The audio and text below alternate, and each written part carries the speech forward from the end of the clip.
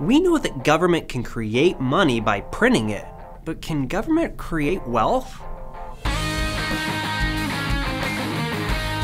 The first most important thing to remember is that government is not a business. Businesses are private entities that are designed to make money by producing goods or services that people want or need.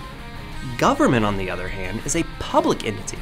It's there to establish and maintain institutions that protect our individual rights. In other words, government doesn't produce things because that's not its job.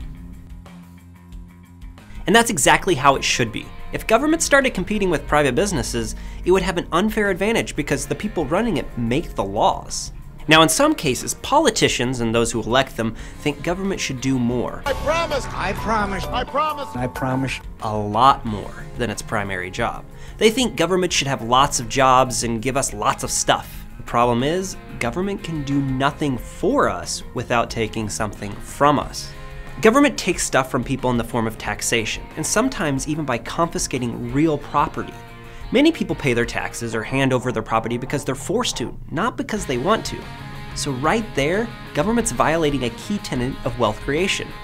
The fact that it has to be purchased, worked for, or traded voluntarily. You can take your money. You can take your money. With a twinkle in their eye. A twinkle in their eye. Take it all away and give it to some other guy. The government. The government. The government can. The government can. Let's go back to the example of two kids trading a PB&J for a bologna sandwich. Let's say the kid with the PB&J bullied the kid with the bologna sandwich into trading, even though she didn't want to.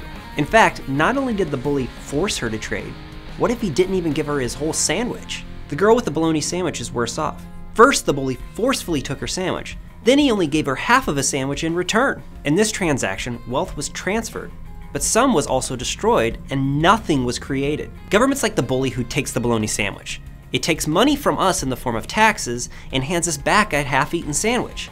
A sandwich that you may not have wanted in the first place and certainly didn't want to pay that much for. So is there a proper role for government in all of this? Of course, but we'll talk about that in another episode. For right now, the bottom line is this: government does not create wealth. And since government does not create wealth, that means that government does not have its own money. This means that every dime the government spends has to come from somewhere. To get money, the government only has three options: borrow it, print it, raise taxes. So if government does a lot of spending, it has to do all three of these, but each carries a risk. Borrowing money raises the government's debt, and since the debt also accrues interest, it gets harder and harder to pay back. Where's my money? You gonna give me my money? Where's my money, man? This means it consumes more and more of what the government has to spend. Printing money also carries its own risks, including inflation and currency devaluation. Print too much money too fast, and every dollar in the economy is worth less and less than before. That means you need more dollars tomorrow to buy the same stuff you bought today. The last way government gets its money is by raising taxes. Most people agree that taxation is required to make the proper functions of government work. But the larger the cut the government takes from taxpayers, the less we have to spend or invest ourselves. So in the case of borrowing, no wealth is created. Government simply borrowed wealth created by someone else and exchanged that for a future debt with interest. Interest that will have to be paid back by us. And in the case of printing, no wealth is created either. Remember, currency is just a means of exchange. It's not actual wealth.